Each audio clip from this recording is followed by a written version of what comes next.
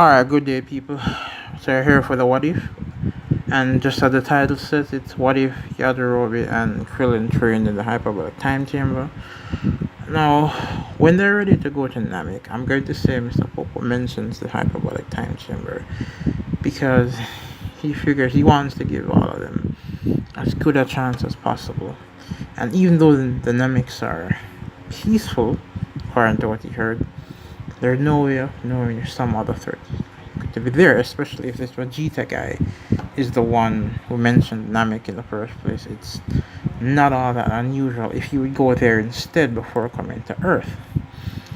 And I'm going to say, in this case, him, along with Krillin's help, they appeal to Yajirobe and beg him to go into the hyperbolic time chamber with Krillin until he agrees. But he lies to Yajirobe and says they can only open the door after a full year has passed in there.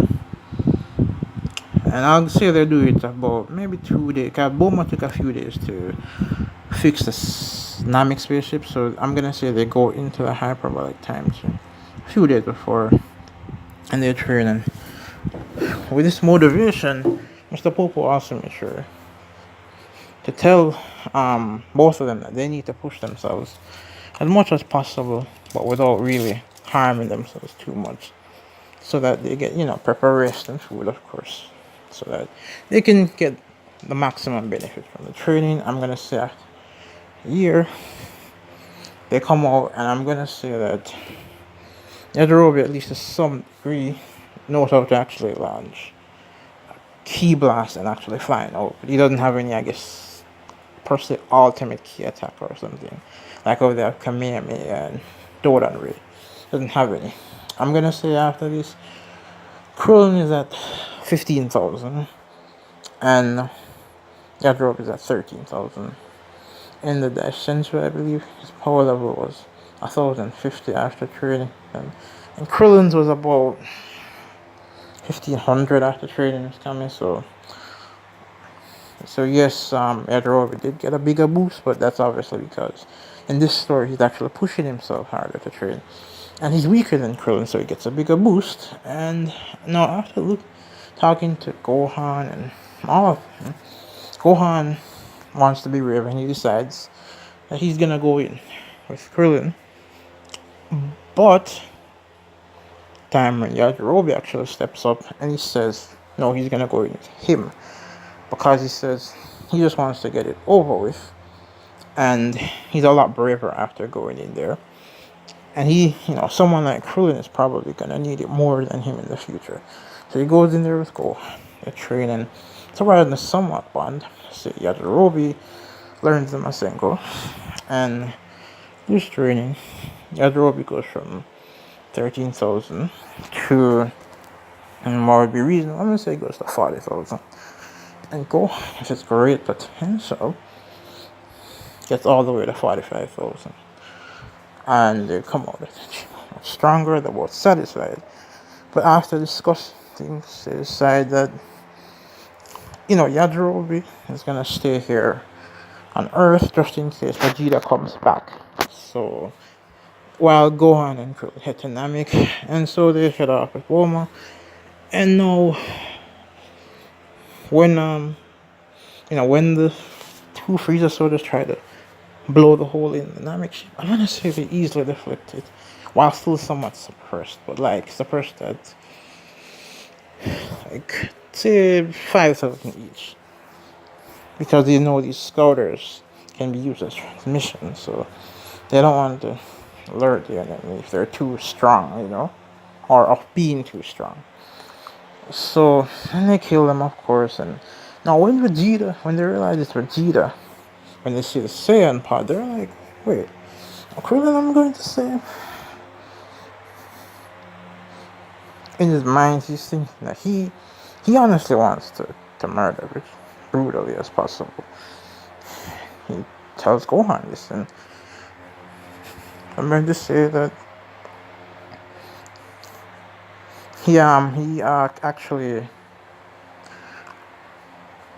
lets Gohan go with him, and they, while somewhat suppressed, chase after Vegeta. right? To land. I'm gonna say what's the press that say five of each. Really the senses coming in there like who? Now he doesn't recognize them because obviously he didn't actually have the actual sensing ability on Earth. So when Kui comes, they actually watched Kui. The moment he starts Kui, they fly down. Krillin signals to Gohan to close his eyes. The solar flare. And he actually destructed this. Yeah, manages with his sensing. He still dodge, but then him attack Vegeta. With Gohan's power especially, it's easy to beat Vegeta up. And then they basically, especially Krillin, destructor, this while Vegeta's flying down the ground to basically cut off the entire arm, like a shoulder from the shoulder, basically, his right arm.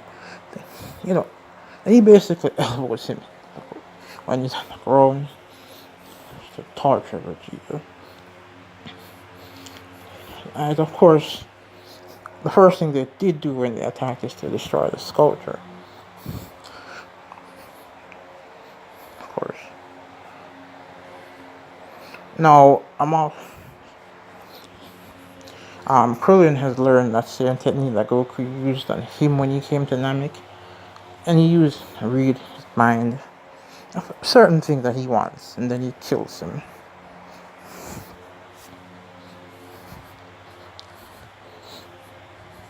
They immediately head to the Namek village.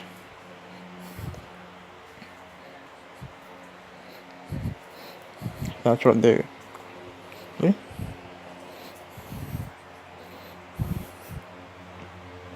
Now they're not gonna head to the village where Dende and Moria are. They're gonna head to the one where Vegeta originally killed, or found and killed people. And I'm gonna say what happens is they talk to them, and then they tell them about their friends, how their Dragon Balls on Earth were destroyed because the Namek who created them was killed.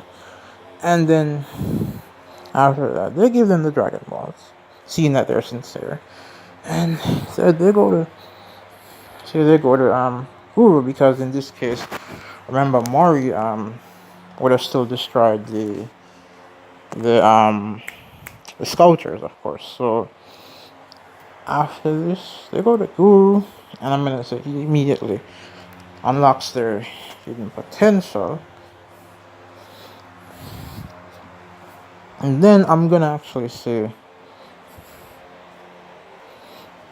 Krillin actually advised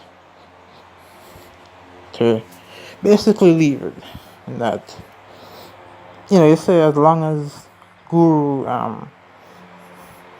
survives, they can always revive the Dragon Balls, right? Or his own Dragon Balls. I'm going to actually say is they leave.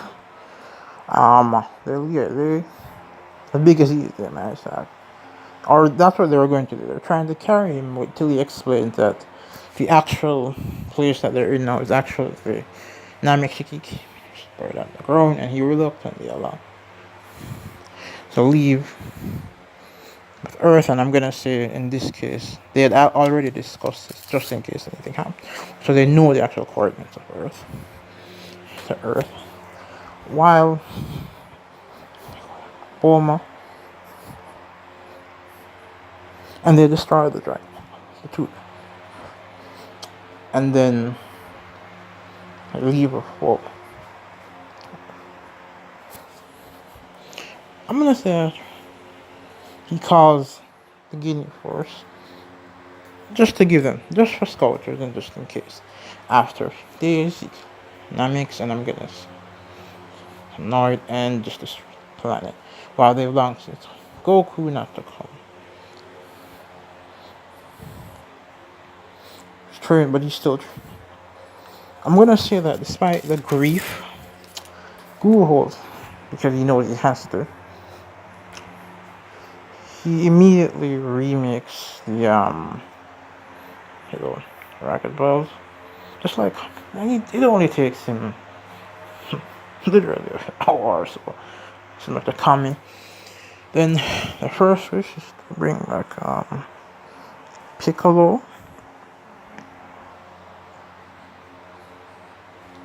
and then after discussing it, they decide to bring back Tien,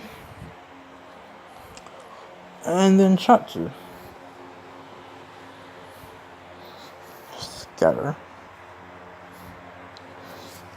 Kami immediately goes, his Dragon Balls, and then brings back. Well, he's gonna say he brings back everyone killed by Frieza and his men.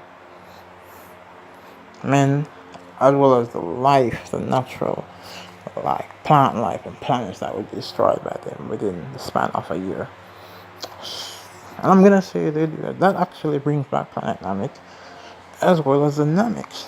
And I'm gonna say yes, the drug should be able to do that, because to me it's just a matter of wording.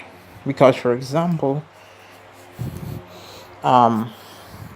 we've seen, I think at least 2 times, we've seen them make a wish where, they basically bring back everyone that was killed that was good, or that wasn't completely evil.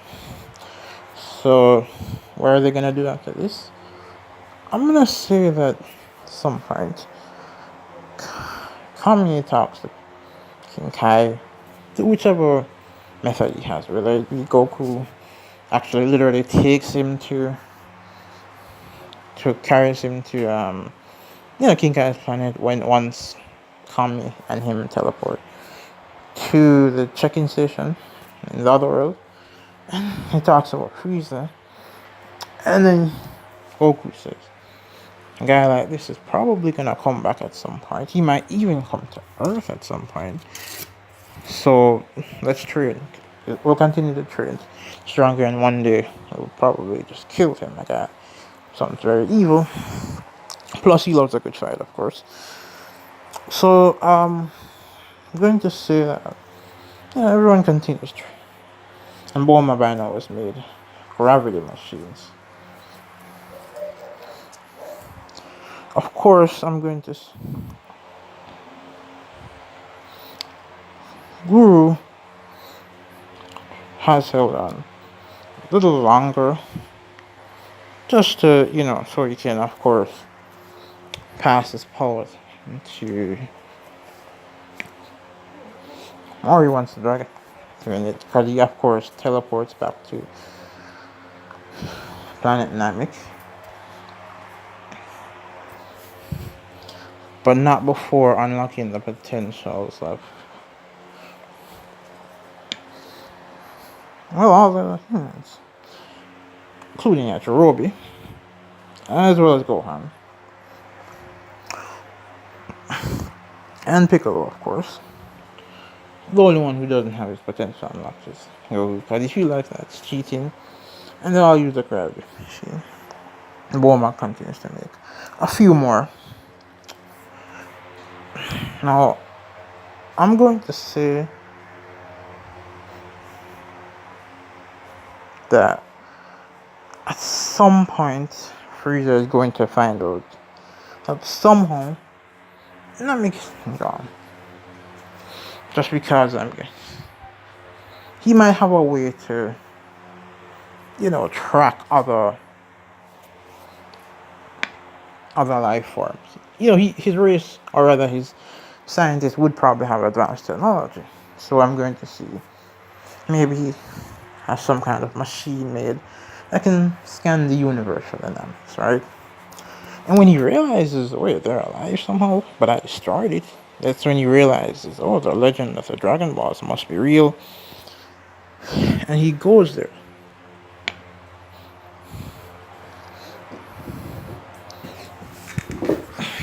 Now, I'm going to say that the Nameks this time are smart enough to make some kind of wish that makes it harder to, find dynamics or makes it harder to be caught. And one of them I'm going to say is basically a teleportation device. Them to teleport from where Namek is to several other planets that have life, just in case anything. So they escape Frieza, but they're on alert this time. And then he, of course, destroys the planet. Then he goes, decides to go back to doing whatever he normally does. In the meantime, I'm going to say that they all continue to train, and by now, I'm going to say that by now, that includes Yajirobe, by the way. By the time Trunks comes, I'm gonna say Goku, in terms of his base power, is pretty much more or less close to what he was on Yardra, even without the Zenkai boost, just because training under gravity is just that effective, and he has sparring partners, and I'm gonna say they spend a lot of time training together for a while before Bulma makes, more gravity machines. And even then, they try to stick close enough together so that they at least have one sparring partner that's at least somewhere near to them in power, because obviously it's more effective that way. So I'm actually going to say that Goku, even though he is the strongest, I'm gonna say Piccolo really isn't that far behind, like maybe 10-20% weaker, because that's his main sparring partner. Gohan hasn't had much training, just very little, but remember his potential was unlocked, and he did already go into the time. So I'm gonna say this also slightly, like the third strongest, slightly below. Like let's say Goku's base power level is like 4.5 million, Piccolo is 4.3, and Gohan is 4. The other humans are actually all in the millions, even Yajirobe. Who of course now realize the importance of training. Even the weakest Chatsu is like at 1 million, while Tien's like at 3.5, 3.2 for Yamcha, 3.4 for Krillin. When Trunks comes, he sees them. He doesn't see them at the side. He doesn't see any King Cold or Frieza, so he goes to Goku directly, explains who he is. I'm gonna say that Goku was willing to revive Vegeta because he wanted to fight him again. But I'm gonna say that this time Kami is more paranoid and more alert because of Mr. Popo's own assertiveness. I would say Popo actually is listening along with him and to Goku's conversation, Trunks, and Mr. Popo advised him not to revive someone like Vegeta. They don't need him. I'm gonna say Kami actually communicates this to Goku, and so Kami even says, "Look, I'd rather destroy the Dragon Halls than have someone like Vegeta revive it." Goku reluctantly agrees. And while they're training, I'm actually going to say that Kami has Popo gather his balls and he uses it to find Dr. Zero. And I'm gonna say Dr. Zero hasn't turned into Android. Yes, he's caught by surprise. Him and Popo easily killed him and destroyed all the androids pretty much. Done, but they let all of them think that the androids are still there, just because he wants them to continue training. And of course, when the day comes, he actually tells them, like he goes where the androids would have appeared and actually tells them, "Oh yeah, we already destroyed them long ago." They're upset, but of course they kind of do see reason. And I'm gonna say that after this, they basically would go back to their regular lives, but Cell is still lurking around, and Kami actually warns them of this. But he says just live your right eyes, but just continue to train until he pops up. Now, I'm gonna say that at some point, um, so of course, he's absorbing people, and at some point, I'm going to say that, like after a few years, Kami decides to call Piccolo up, and he says that we're most likely going to have to fuse, but first he has Piccolo gather the dragon, and they wish to have a communication telepathically with the new, I guess, guardian of Namek, or the new creator of these set of Dragon Balls, or the new Namek. And after discussing with them, they decide they want Kami's youth to be restored. And then the second wish is they wish for all the Z Fighters to have a bag containing about, let's say, 1,000 sensor beans. And then after thinking of it hard,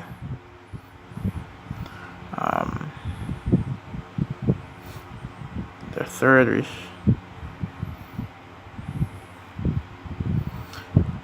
is for Mr. Popo to become a Namek.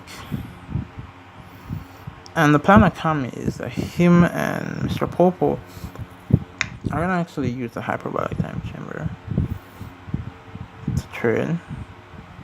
And even if they don't, they're not that successful the first time, it's actually going to work out well in the long. So they go into the hyperbolic time chamber. I'm gonna say Kami with his youth restored has a power level of say 350. I think putting Popo at a power level of 1,000. Because remember, he would have still trained the other Z fighters for the Saiyans, and he would have gotten, stronger. But just from the fact that he might have had to help them with some sparring as well. So I actually don't think it's unreasonable to have him at 1,000. Plus, he's more assertive, so I guess you could argue he could have trained himself a little during this 3-year gap. So I'm gonna say he goes in with Kami. And despite Kami using his sparks, he can't really endure it that well. And he has to. Whereas Goku, came out after a month of the time, I'm gonna say Kami spends 3 months before he can't take it. But even in those 3 months, he gets much stronger. I'm gonna say he reaches 3,000. While Popo is a bit slower, he reaches to 4,000. But of course, they're going to go back into the time chamber right after, while asking Piccolo to, keep a watch on the Earth in the meantime. And for now, I'm going to leave it there, and hopefully we're going to have a part 2 if there's enough likes.